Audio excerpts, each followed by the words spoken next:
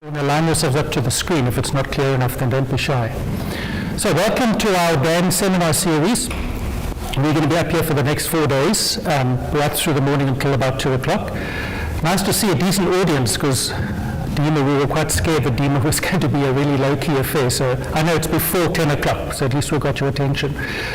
So I'm not going to say anything more about Divers Alert Network. You know who we are. Our primary mission is to give education to the industry and to try and figure out from the industry what your needs are. And so it's very important for us to hear back from you so that we can guide especially our safety management programs.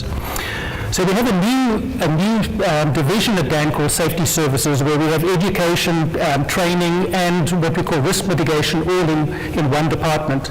And our focus really is to try to make diving safer, to live up to our mission to make every dive an accident and incident-free dive. So this morning's presentation hopefully will be of interest to you. Where we come from this is we get a call at the hotline, the person needs recompression at some facility, and we need to be out there to be able to figure out what these facilities are like. So we don't refer an injured diver to a facility that isn't capable, or is not available, or not able to actually treat an injured diver. So we have this program called the RCAP, the Recompression Chamber Assistance Program, where we reach out to many of these chambers to do what we can to educate them, give them some support, some maintenance support. And when they get up to a level that we can refer people to, we then put them into what's called the Recompression Chamber Network, which is a network around the world of all the chambers that are capable of doing a recompression. So it should give you some peace of mind that we actually actively pursue chambers to make sure that when we do need to do a referral, or when somebody's being referred by another facility, we know more or less what to expect, and mostly to make sure that the recompression is going to be safe.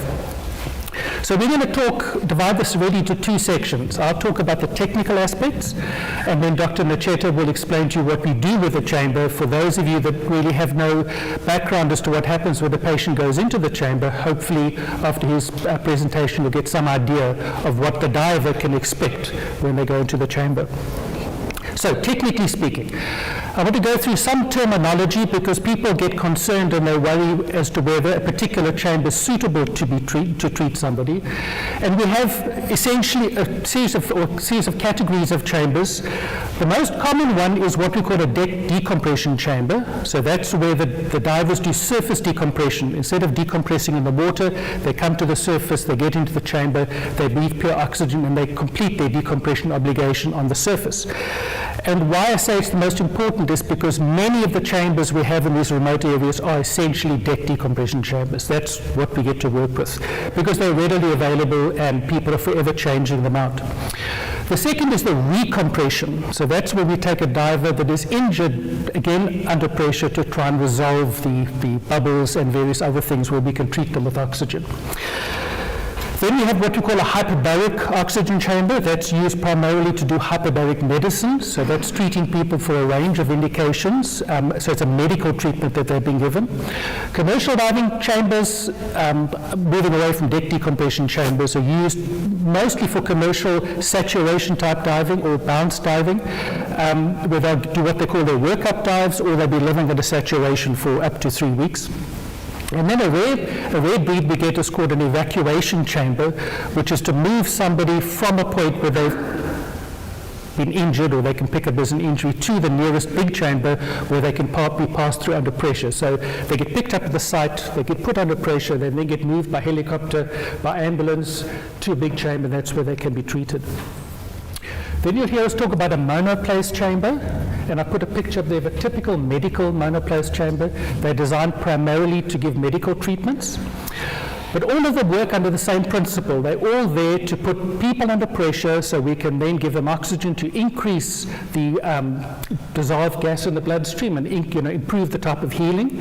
And out of all of those chambers you see, we can use all of them in a pinch if we need to recompress someone. So whether it's a hospital recompression chamber or a medical chamber to even an evacuation chamber, which is not ideal, we can use the whole range of these to treat people. And our general description is what we call a pressure vessel for human occupancy. It's a defined term in Europe and the US. It's what we write the codes to try to make sure that these are designed and manufactured safely for us to use. And I have to say, with one exception this year, We've never had a chamber rupture under pressure. We've had chambers rupture because of fires. But if they've got even a semblance of design, these things are very, very robust. And the one earlier this year that blew apart was absolutely against the pressure vessel for human occupancy code. So it was just a question of time. And that was running for 20-something years before it came apart. Okay, some other terminology, looking now at what we call the locks or the compartments inside the chamber. So this fellow, some of you might have seen it before, we have these sometimes on yachts. It's essentially a single person, single lock chamber, used primarily for evacuation, and it's actually defined as a hyperbaric stretcher to take a person from where they're injured to the nearest treatment facility. So that's what we call a one compartment, single compartment, and a single person, what we call a monoplace chamber. But mostly what you will see out there, what we call multi-placed, multi-lock chambers, so they have more than one lock. They'll have a transfer lock and a treatment lock. And the treatment lock is really what we are focused on, because that's where the diver will actually get treated. And inside there you'll have seats or bunks or sometimes just mattresses on the floor. But that's where the real work is being done to treat the diver. And then we get what's called the entry lock or the transfer lock. And by the name transfer means we can transfer somebody from outside into the chamber without changing the pressure inside the chamber. So if the diver has some issue, then a doctor can get in to take care of the situation, take control of the situation.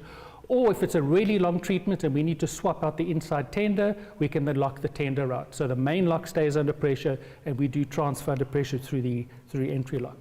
And then we'll get the medical or service, or sometimes called an equipment lock, where we can pass things through easily. So that'll be food and other medical supplies, and then waste material that can be removed from inside the chamber. Always done with the chamber staying under pressure. So that's our typical monoplace chamber that you'll see in hospitals. We do use them. We can put a diver in there for 4 hours and 45 minutes, if not longer. Very uncomfortable for a diver. They're really designed for a 45 to maybe 90-minute treatment. That's ideal. After that, it gets really uncomfortable for the diver. And in most of our remote areas, it'll be what's called a 25-inch. So it's really, really small. Tends to be quite claustrophobic for people. But hey, it does the trick. We get good outcomes from it. The patient breathes 100% oxygen in there, so they get a really good dose of oxygen. And then we get what other types of occupancies where we can have up to 16 people in the treatment lock at one time. Those are very typical chambers you might see in Europe. And they can be 2 locks, they can be 3 locks, they can be 4 locks, depending on the chamber where it's been installed and how much money they have, because the money goes exponentially up as you continue to add locks to that. The one on the right-hand side there is a rectangular chamber, so lots of space, and when somebody walks in there, they could be walking into any room without windows. They will have no kind of a claustrophobic effect when they're inside there. Become quite popular these days for people with decent budgets. Okay, so that's the terminology. That's what you expect to see technically out in the field. How they actually work. Well, essentially what we want to do is to take that diver and recompress them. So they go from the surface, and using a gas, we then simulate taking them underwater. Increase the pressure, reduce the bubble size, and then allow the oxygen to actually dissolve into the bloodstream. And typically in our field, we talk about 45 feet of seawater to 165 feet of seawater. We don't like to go beyond 60. So you'll hear people say the chamber is rated to 6 atmospheres. There are reasons for that. It really is not as an effective a treatment as people think, but they are very often rated for 6 atmospheres, absolute. So we can compress them on air, which is the most common thing in our recompression environment. Of course, saturation divers will have all sorts of mixtures of helium and oxygen. So they'll have oxygen right down to a couple of percent, maybe 4%, because of the depth they're at. But in our case, mostly air, sometimes a mixed gas, the 50-50 heliox or nitrox. And then in some chambers, like monoplace chambers, 100% oxygen inside the chamber. And all of those we use to compress the chamber with.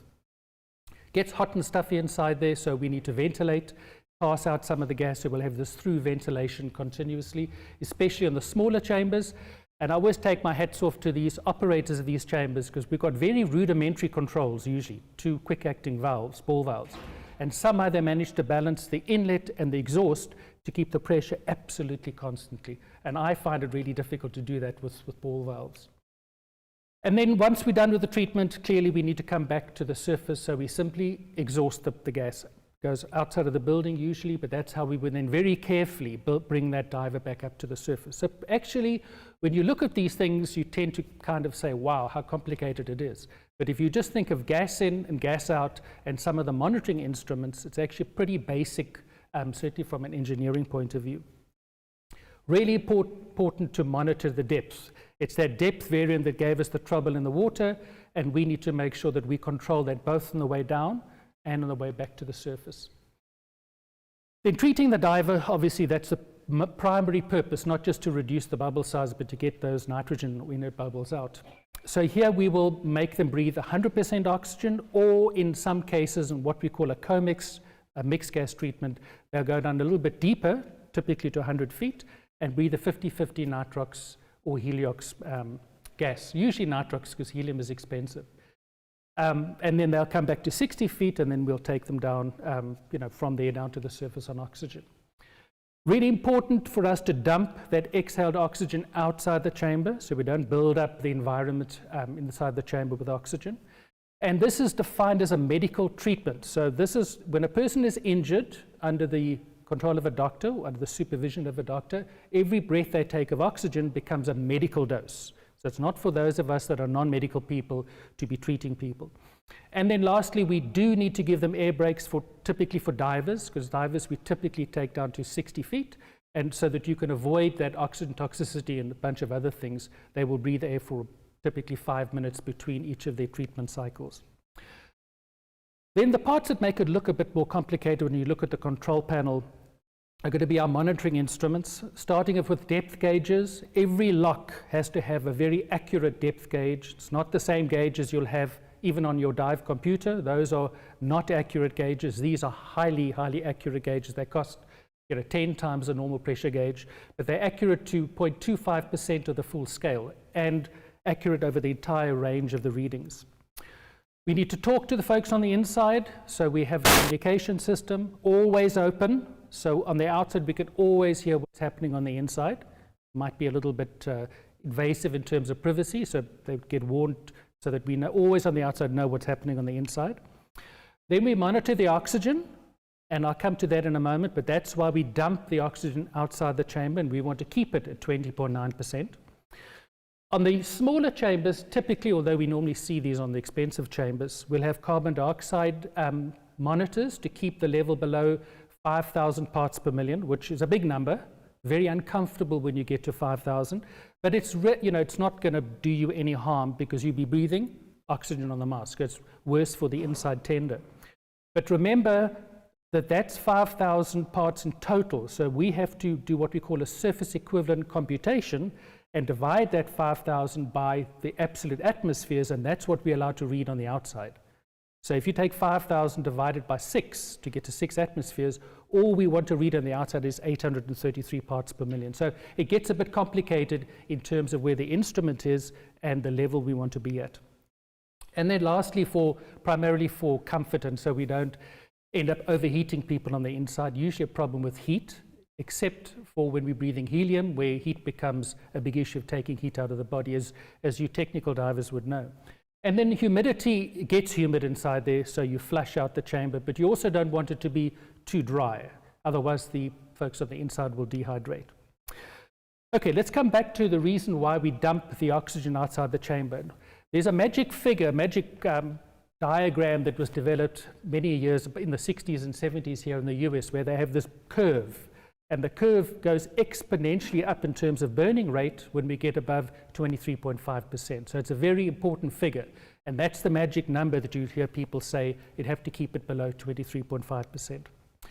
And that's the reason.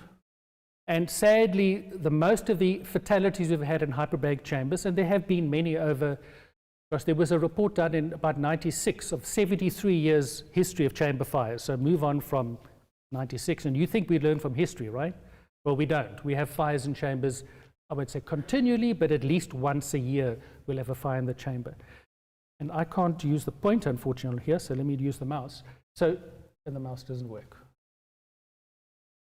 Essentially, to have a fire, it's not that simple to have a fire, even with 100% oxygen. But we need to have something that can combust, and yes, clothing and people can combust, but we have to heat that material up to when it gives off a volatile vapor. And that heat has to be there for at least more than a couple of seconds to get the material hot enough. Mixed with oxygen. So in a multi-place chamber, we try not to get that mix. And then you need to have some ignition source where you take that material above its auto ignition temperature. So it's pretty complicated to get, but we just do it. You know, a multitude of reasons, people taking things in the chamber they shouldn't, and then some chambers just really designed poorly, so we have this adiabatic heating which causes the fire. So clearly we need fire extinguishers inside the chamber.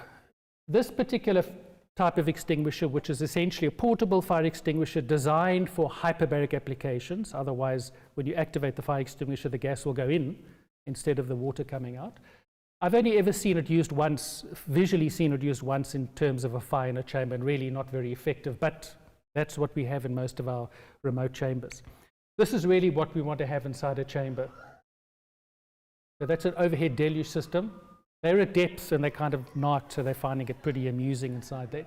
But of course we have to track the depths to make sure that at the surface, near the surface, we don't blast too much water out, but when we get down to depth, we have sufficient water to extinguish the fire. But the only way to actually put a fire out is to remove the oxygen. I'm not sure if you've got any commercial divers here, but how do we cut through submarine hulls and pylons and concrete? We use what's called a Broco Rod, which is a steel tube. We blow oxygen through the center. We ignite it using usually a short circuit or a chemical igniter, and that burns at 6,000 to 8,000 degrees at whatever depth you want to be at. So if we fill that chamber to the surface and we keep the oxygen running, you will not put the fire out. So our actual extinguisher is shut with the oxygen. The water or whatever medium we're using is there to cool down or do damage control on the inside. But we manage these pretty well. We don't, as far as I know, we've never had a fire in a recompression chamber treating injured divers. Okay, it gets boring inside there, so we'll have some form of entertainment system, usually going to be music played from the outside, and because we have communication, you can decide whether you want heavy metal or classical music or whatever you want on the inside. In the old days, we used to shine the projectors through one of the windows and have a sheet hanging up in the chamber so you can watch, endless reruns of Nemo, whatever else people seem to like. That's a very popular one, regardless of the age of the divers. These days, we have projectors inside the chambers because they are LED, low power, safe inside that environment. And in fact, in some of the modern chambers, usually for the medical chambers, each patient will have their own TV screen, their own headphones, and they can select what movie they want to watch. So it got pretty advanced. And then you'll give them books and magazines. You just want to make sure that it's not paper that can combust easily. So National Geographic is great. You try to set a National Geographic alight with a cigarette light, and it'll take forever to do. Okay, we've got 3 safety things we're concerned about inside our chambers. So fire, I've mentioned before. Then we have the effect of pressure, not so much on folks, but on equipment that we take inside there. So the equipment's not designed to work under pressure, it's going to collapse, or it's not going to function correctly. Or worse yet, the gas will go into the equipment and it can't vent quickly enough, and on the way to the surface it then explodes. So that's where we've seen people that are injured as a result of pressure. And then decompression. So yes, we do actually give people decompression sickness inside a chamber. That's usually the attendant, so that's the person taking care of the injured diver, because they're breathing air throughout the treatment. Only as they get back to the surface on the way up, or the last section of the treatment, depending how long it is, will they be breathing oxygen. And we bend tenders. And there are several cases reported just in the US a year where we bend tenders, and it certainly happened out in remote areas too.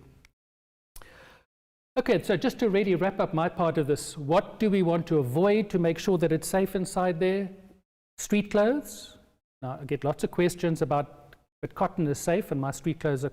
It's not about the material of the street clothes, it's about controlling what's inside that clothing. So a cell phone or a cigarette light or something that shouldn't be in the chamber is in the pockets, and that's caused the fires. We've had pocket warmers and other stupid devices and cigarette lighters that have caused fires. We don't want contaminated people. So no, you'll see we always shower people off before, no hair gel, no grease or oil if they've been touching things. We want nothing that's volatile going in the chamber. So as you will see, if you get treated, they will shower you off before you get inside there. Clearly no mobile phones and tablets.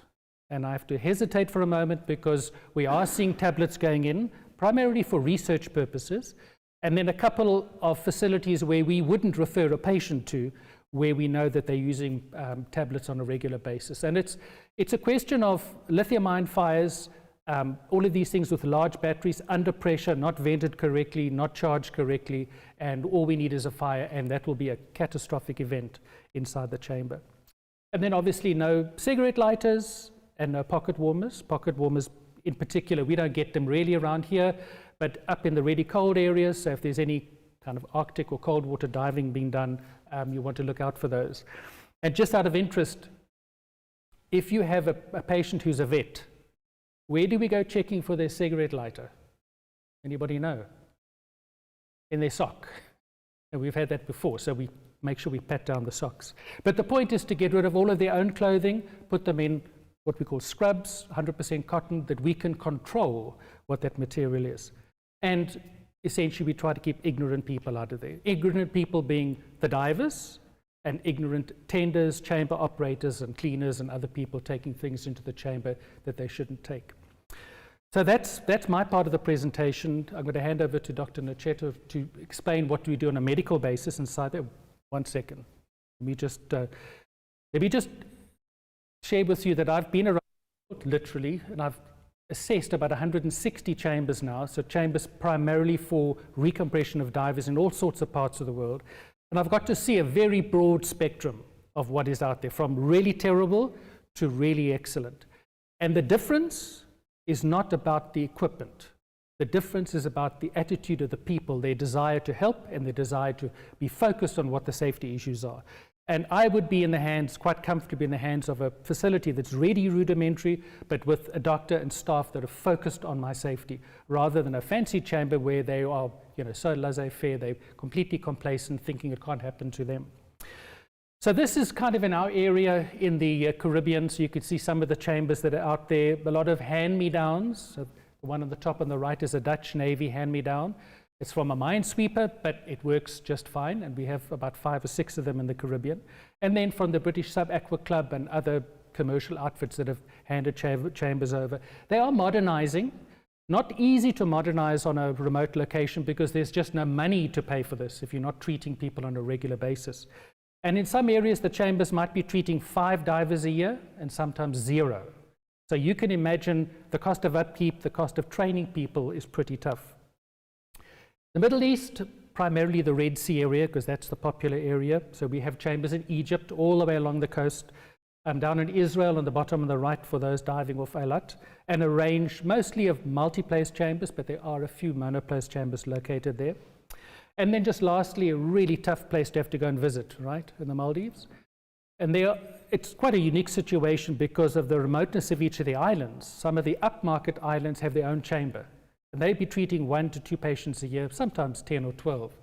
And they have to keep their staff motivated and trained and ready for action at any time, including having a doctor. But at the end of the day, the number of divers that are injured is really, really small in comparison to divers suffering from other health-related issues and non-recompression injuries. So it's a case of being ready for the highly unlikely event, but it happens. We all know, probably all of us have heard of divers that have been bent. And you can rest assured that in most cases, most parts of the world, certainly as Divers Alert Network, we know where to send them to, we know what to expect, and we can be sure that they're available, they're safe, and they're going to be operated and available when we need them. Okay, how am I doing on time? Pretty good. So I'm going to let Dr. Nochetto speak, and then we can take some questions afterwards. Thank you, thank you. Good morning. So we know what a chamber is, we know what a chamber is supposed to do. Now, what do we do with the chamber? So, like we always say, diagnosis comes first before treatment. We have to understand, and this is something we've been hammering for years, that the chamber is not always the solution to everything that can happen to a diver. So, if we have a diver that he did 9 dives in 3 days, all exceeding 80 feet, all on air, and the last day of diving he did 140 for 55, then 120 for 55, then 90 for 50, you would say that's a decent day of diving, right? So if someone is showing symptoms compatible, you wouldn't rule out decompression sickness. And he has shoulder pain. Well, okay, that makes sense. And it's left shoulder. And he is 62 years old and he's a sedentary male. So now we start to open another potential differential diagnosis, right? This pain radiates to the arm and feels like an oppressive weight on his chest. And he's 6 feet, 280 pounds, hypertensive, smoker. So do I need to go to a chamber, or is this cardiac? Should I take him to a hospital, right? So that is perhaps the most important thing we as divers can do. Never rush to go to a chamber, because not everything that happens around a diving scenario will necessarily be of hyperbaric resolution, right? So for the diagnosis, this is an exclusion diagnosis. So what it means is there are no diagnostic tests to confirm or deny or rule out decompression sickness. Most cases are mild to moderate, and we need to understand that delay in treatment for a few hours to look for what is actually going on is not a waste of time. This is time well invested. This is what we want to do. So when we know that most cases are mild, and we know that mild cases have a good outcome with or without any delay, this is not a waste of time. So we have to understand that a chamber is just another medical tool, and it's only as good, as Francois was saying, as good as the team running it. So here we have a medical device to inject a drug. This is another medical device to put a drug into somebody's body, and this is another medical device to put a different drug in somebody's body, right? The drug is oxygen, hyperbaric oxygen, which is slightly different than regular normal air oxygen, right? But don't look at a chamber as a savior. This is just a medical tool.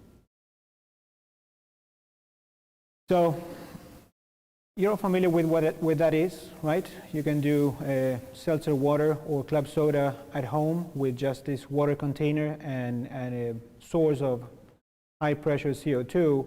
And if we think about it, a body is not significantly different, right? We are essentially water, 70% water. We have a water, liquid, gas, liquid interface in our lungs.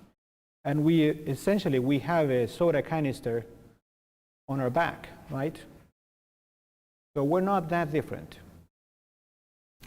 So if we understand that following a dive, we are the soda man, and we know that there's a strong association between bubbles and decompression illness, right? So how do we get rid of that excess of gas? How do we get rid of the inert gas, the nitrogen? So one thing we can do is just wait time. That's exactly what we do when we open a can of soda and we let it open for overnight. Next morning, there's no more gas. That's what we do every time we surface from a dive, right? We wait some time, we breathe until we reach an equilibrium with the environment, and we don't have any more excess nitrogen in our system. So time is good to decompress. When you have someone suffering from decompression sickness, there is so much time you can wait before you treat them, right? You do want to treat them as soon as possible without rushing and without going crazy about it. So the other thing we can do is cause mechanical agitation. So we know that if I want to get rid of the gas in a soda can, I can shake it, I can cause some mechanical agitation, and that will cause some physical phenomena, and the gas will eventually leave the solution and so on.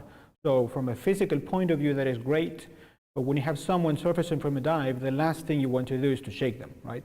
You would never play football following a dive. You would never do exertion following a dive, because you're essentially causing that. So effective from a physical point of view, not very effective from a medical or physiological point of view. The other thing we can do is we can alter the environmental characteristics of the liquid. And how do we do that? So we can heat up the solution, right? Every time, when I go at night, I like to have a glass of water on my nightstand, usually cold water. Sometimes I drink it overnight, sometimes I don't. If I don't drink it the next morning, when I look at the glass, it has bubbles all around. So where did those bubbles come from? So it wasn't soda, it was just water. So that happened because overnight, the liquid gained temperature, lost the cold and gained temperature. When it gains temperature, the gas dissolved in the liquid feels, let's say, uncomfortable in the liquid. We're changing the temperature, we're changing the solubility coefficient of that liquid with that gas. And the gas jumps from a dissolved phase into a free gas phase and forms bubbles. So by heating up a solution, we're getting rid of the gases dissolved in that solution. Again, from a physical point of view, very effective. If you have a diver that is a soda man following a dive, you would not expose them to heat. You would never go sunbathing and go into a hot tub, for instance, right? So reviewing things that we know, but it's always good to bring them back. So that's something we can physically do to get rid of that gas. We wouldn't want to do it with a diver. So we can add solutes, right? We know that sometimes it has some violent effects. Well, this is just a joke. I'm not saying that if you eat Mentos following a dive, you're going to bubble like crazy. This is just a joke. Don't quote me on that. We can add solvents. And don't we say that when you have a diver, you have to give them water? You have to keep them hydrated, right? So we're actually treating them. We're diluting them. We're adding a compartment that is not saturated with the gas that we want to get rid of. You know, we always say when you have a busy emergency room and you have tons of patients waiting and you know they start to build anxiety, what do we do? What do we do? How do we keep them calm? Well, just put an IV. Put them on IV and give them some oxygen. They will know that somebody's doing something until you get rid of or you take care of the patients that are more critically ill. So that is usually, you know, it's a good thing, but you're not essentially doing much. With a diver, when we're putting them with an IV, when we're rehydrating them and giving them oxygen, we're actually treating them, right? So with the liquid, we're adding a compartment that is not saturated or is unsaturated of the gas we want to get rid of. And if we apply pressure, well, if I have that kind of soda and it's bubbling, if I could manage to close the can of soda and bring it back to pressure, it would likely stop bubbling, right? So that's why you put them in a chamber. And the other thing that I can do is to physically force the inert gas out. And how do I do that? Well, you can do that with oxygen too. We'll see, we'll get there on why oxygen. So once you're in the chamber, this is the part that we always, anybody can wrap their mind around what happens or what is supposed to happen in a chamber with a bubble. So let's pretend that's not a Christmas tree, but a blood vessel with different branches and have a bubble. So eventually the concern is the bubble may get stuck. And once it gets stuck in this blood vessel, then everything beyond that point starts to become hypoxic, right? So then we say, well, if I apply pressure, maybe I can squeeze the bubble and I can make it smaller. It will move further away and eventually the compromised tissue will be far less significant. So that's okay, it makes sense. Now, a couple of things we need to remember is bubbles are not going to be a perfect sphere. They're going to be more like a sausage. And when you recompress a sausage, you're not making it smaller, you're making it shorter, okay? And also, there's so much pressure you can apply before you run into other issues. So here's a table. This is just mathematics. This is no magic here. Let's say that we have a bubble or a gas volume at sea level. So that gas volume has a volume of, let's say, 1, the size of 100%, and diameter 100 whatever millimeters. If I descend this bubble down to 33 feet, so that is exactly 2 atmospheres absolute, so the volume goes to 1/2 of what it was before. So the size goes to 50%, but the diameter doesn't go to 50%. The diameter only goes to 79.3. If I add 1 more atmosphere, I'm at 3 atmospheres absolute, or 66 feet of seawater. So the volume is 1/3 of the original. The size, of course, the same thing, and diameter only 69%. So even though the change in absolute pressure is the same, right? I'm adding just 1 more atmosphere. The reduction in diameter is far less significant as we go deep. If I want to reduce to 50% of the diameter, I need to go down to roughly 10 atmospheres. You wouldn't do that. You would run into other problems long before that. So there seems to be a magic number where you get the most out of pressure, and that magic number seems to be around 3 atmospheres. So at 3 atmospheres, I have roughly 33% of the original volume. The diameter reduction is fairly significant. It's 60 or 70%. If I add one more, I'm only reducing 7% more. And once I go beyond 3 atmospheres absolute, usually the patients will start to have other issues, right? And particularly with oxygen. Oxygen becomes toxic, or let's say that the threshold for oxygen toxicity, CNS, central nervous system oxygen toxicity, goes unacceptably high beyond 2.8 or 3 atmospheres absolute. So the sweet spot in pressure seems to be around 3 atmospheres absolute. What is the standard treatment for decompression sickness? At least in this part of the world, is the US Navy treatment table 6. And what's the maximum pressure on that treatment table? 60 feet. You know, the world is metric. So when you go to 60 feet, so 60 feet is 18 meters. 18 meters in absolute pressure is 2.8 ATA. So just before that 3 that we want to stay away from. So when we put someone in the chamber, what we want to do is, well, eventually we close the hatch, and what you see in yellow is air. The patient will be breathing air, and what you see in green is, of course, oxygen. So we close the hatch or the lock in the chamber, and we try to recompress them as fast as they can equalize their ears without blowing them up. And so once the patient reaches 60 feet, and then we say, okay, so you put your mask on and you're going to start breathing oxygen. This is the treatment gas, right? So when we go past 10 minutes into those 60 feet, that's when eventually the doctor might want to, or it's a critical point where he or she can make good decisions and change whether this is going to be a treatment table 6 or a shorter treatment table. Usually when you start saying, I'm going to do a 6.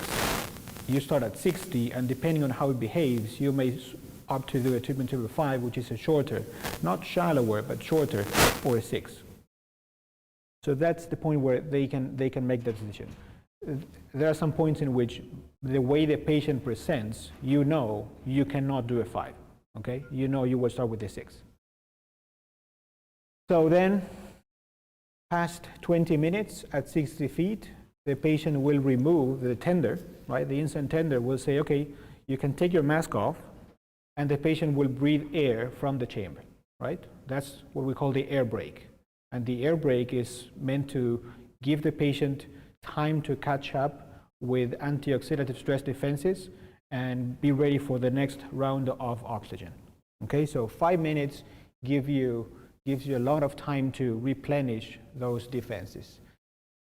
So then you do another more period of 20 on oxygen and 5 on air. And then the patient will go from, well, if this is an unmodified treatment table 6, the patient will go to 30 feet. But at this point, eventually they may decide to, depending on what happened on those first or 2 periods, to extend the treatment table. And they can extend up to 2 more periods at 60 feet and up to 2 more periods at 30 feet. So that is essentially going from a treatment table that is going to be 285 minutes, 4 hours and 45 minutes, to roughly about 8 hours of treatment. But so say they don't need to modify it, so then eventually you go from 60 feet to 30 in about 30 minutes, so that is 1 foot per minute. And then you're going to be breathing air again for now 15 minutes, and then 60 minutes on oxygen, and another 15, and another 60. But at that point in time, this is where we want the tender, the guy that was helping this diver in the chamber, to start breathing oxygen on the way out. Because of what Francois was saying before, we don't want to give this tender decompression sickness. Keep in mind that the tender was essentially diving all the treatment, right? If you do a 60, what is the maximum? I'm assuming that most of you know what a dive table is. So you remember that the old US Navy limits were 60 for 60, right? So for 60 feet, you have 60 minutes. Beyond that point, this turns into a decompression dive. You need to decompress before you go out. Modification in 2000, I think it was 8 or 9, it's 60 for 50. So within 50 minutes, at 60 feet, that turns into a deco dye. So if we don't decompress this guy just because of that exposure, chances of him being bent are fairly high, right? So the tender starts breathing oxygen and goes with the patient on oxygen all the way back to the surface, and the treatment is done. So roughly 4 hours and 45 minutes. That's what you can expect if you ever get bent. Hopefully that is the closest you get to that experience. And there are other treatment tables, like what you see here. We have treatment table 5 on the far left, and then treatment table 9, the short one, the square one. This is treatment table 6A. Most people, or some people, know about this, and yeah, there's the adrenaline part of going down to 165 feet. This exists. It has very precise indications. We usually discourage people to doing it, because if you don't know what you're doing, and if your chamber is not set up in the right way, and you don't have the training, if something goes bad, it can be really bad. And the effects or the efficacy of a treatment table 6 for the vast majority of cases is not significantly different than a 6A. There is some gossip into why treatment table 6A is the way it is. It's beyond the point of this lecture. If anybody's curious, I'd like to be happy to tell you the gossip. But anyway, so know it exists. It's not something we embrace and we encourage people to do, because you can get into trouble. And then you have long treatment tables, like the Catalina or the maximum treatment table. This is essentially 2 treatment table 6s smooshed together. And there are shorter treatment tables where you don't have air brakes. That's the hard Kinwall. This is meant for those monoplace units that Francois was talking about, where you have mild cases and you don't have the capability of doing an air brake. You can do those treatment tables, and they have a fairly good success rate. But so what happens after at the chamber? I mean, we talked about the bubble, we talked about squeezing the bubble, about getting rid of the bubble in the system, but is it all about physics? No, it's not just about the physics. We always say that, you know, the bubble is like a bullet. It's a transient phenomenon. What kills you is not the bullet per se, is what the bullet does to your body. So the bubble will be there for a short time. Few hours after decompression sickness, you may still have symptoms. We're no longer dealing with bubbles. The bubble is long gone. You have perfusion, you've been breathing oxygen, that bubble disappeared. Now, the effects of the bubble are still there. The bubble is a foreign body and will activate immune system and coagulation and many things that will trigger an inflammatory response, and that's what we need to take care of during the treatment too. So there are a few far more complicated processes going on in the chamber. So with pressure, we know that pressure reduces the bubble size, right? Boyle's law, physics, everybody can understand that. Now, dissolving them takes more than just barometric pressure. It's far easier to make a gas jump from a dissolved phase into a free gas phase than doing it the other way around. Once you have the bubble, you can just squeeze it until it disappears.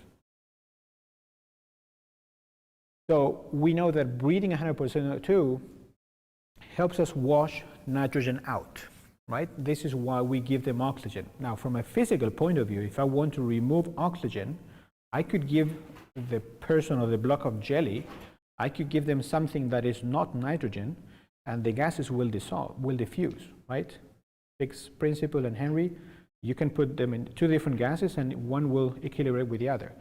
Now, we need oxygen because that's what we need to keep up with our metabolism, and oxygen is not nitrogen, so then great, we can do it with that.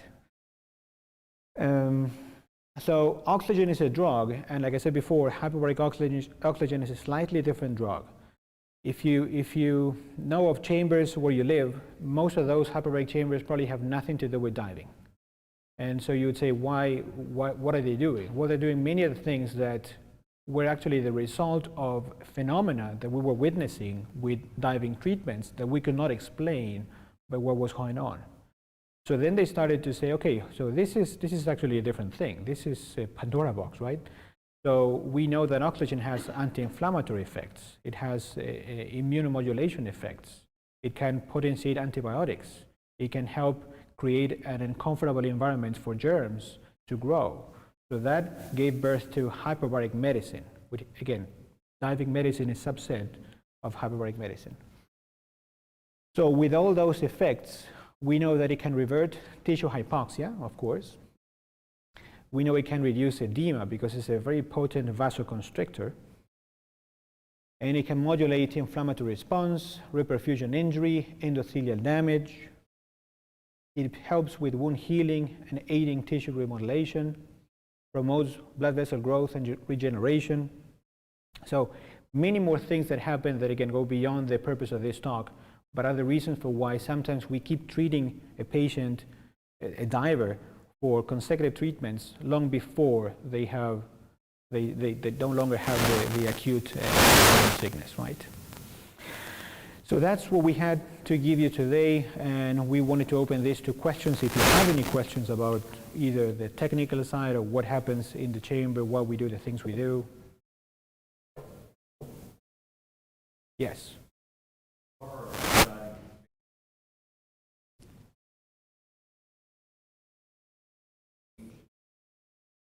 Great question. So would you change your treatment depending on the breathing gas, right? Not necessarily. Not necessarily. Depending on the case, you may have to change the treatment because of there are many reasons for why you would do something different than a 6, but they don't necessarily depend on the gas. They may depend on what the insult is and how the patient is behaving during the treatment. Right?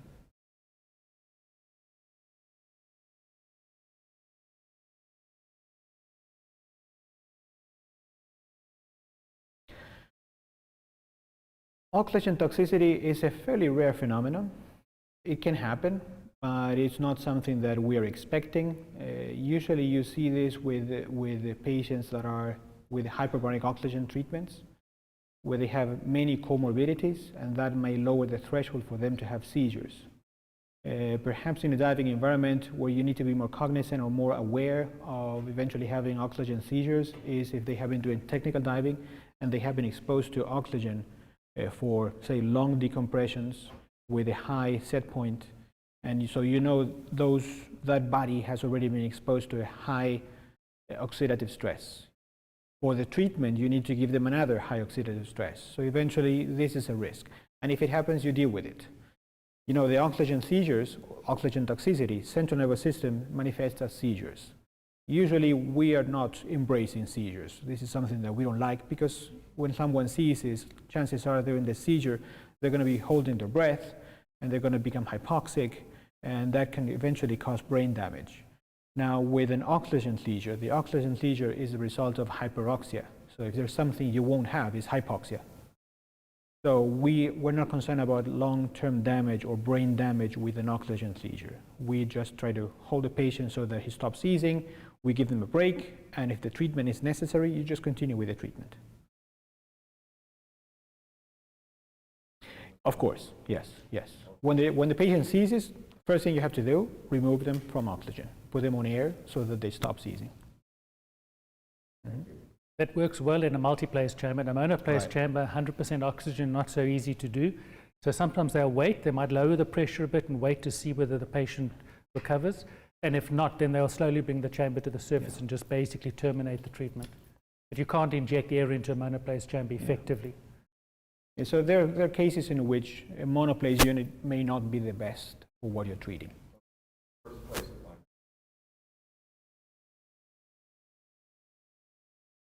For a diving environment, not for a chamber. Yeah. Yeah. But keep in mind that in a chamber, you're sitting, you're doing nothing. So because you're doing nothing, you're not burning energy because you're not exposed to colder water than your body temperature. So then your basal metabolism is just flat. You're not burning energy, you're not causing or generating CO2. Now, in a diving environment, it doesn't matter how warm the water is, it will always be colder than your body temperature. So you need to keep burning energy to compensate that temperature loss. So CO2 goes up, and CO2 up and oxygen up, that's a bad combination. that can reduce your threshold for seizures. So that's why in a diving environment, we are okay with only up to 1.4. But in the chamber, we're absolutely comfortable with 2.8, just double, right? Yeah. Yeah.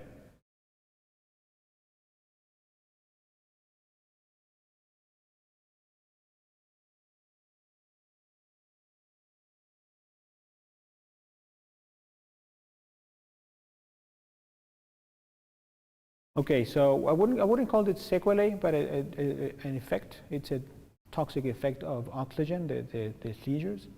A sequelae would mean that they continue having seizures long after the exposure. If that's the case, we're dealing with something else, not oxygen seizures. Yeah, so other symptoms from oxygen toxicity. So some patients may complain or they may show like facial contractions, like twitching, tunnel vision.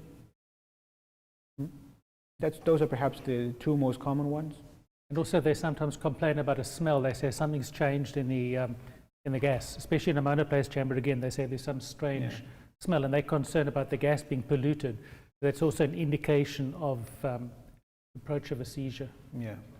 And then if it's a other type of oxygen toxicity, so pulmonary oxygen toxicity, then retrosternal burn, coughing, irritation, burning sensation, those are signs of pulmonary oxygen toxicity.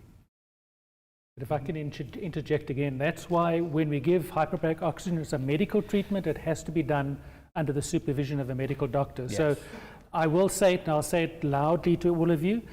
We come across commercial diving chambers sometimes that they say they can deal with a bent person. That's not the truth. If they're dealing with a commercial diver that needs to go through decompression, that's one thing. The moment the person becomes a patient, then it must be done under the general supervision of a medical doctor. And as far as Dan is concerned, that's one of the criteria we use. If there's no attending physician, then we're very, very unlikely to send the patient there. I would say that every year we get, I would say, between 3 to 5 or sometimes more, somebody sending an email or calling saying, hey, we live in this remote island, there's a chamber here, we have some techs and we can do it, so we're here if you need us. So great, who's your doctor? Well, no, we don't have, but we have a DMT. If everything goes right, great. You're going to be on the Christmas list. But if something goes wrong, we're all liable. So this is a medical device, needs to be run by a medical doctor.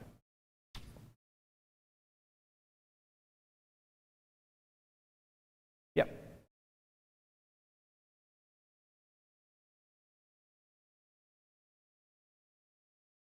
Yeah, you're opening a hours-long discussion. Thank you, by the way. So in water recompression, it can be done, but it has many more contraindications than indications. Okay, so I mean, if you don't know what you're doing, the answer is don't even think about it.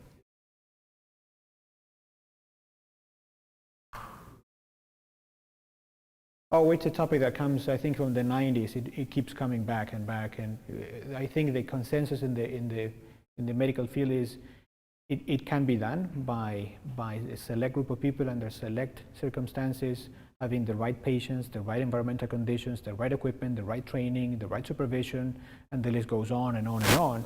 And if you don't have any of those, the bottom line is don't even think about it.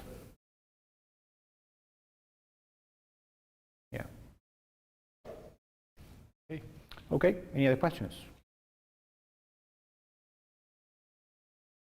Well, thank you for joining us.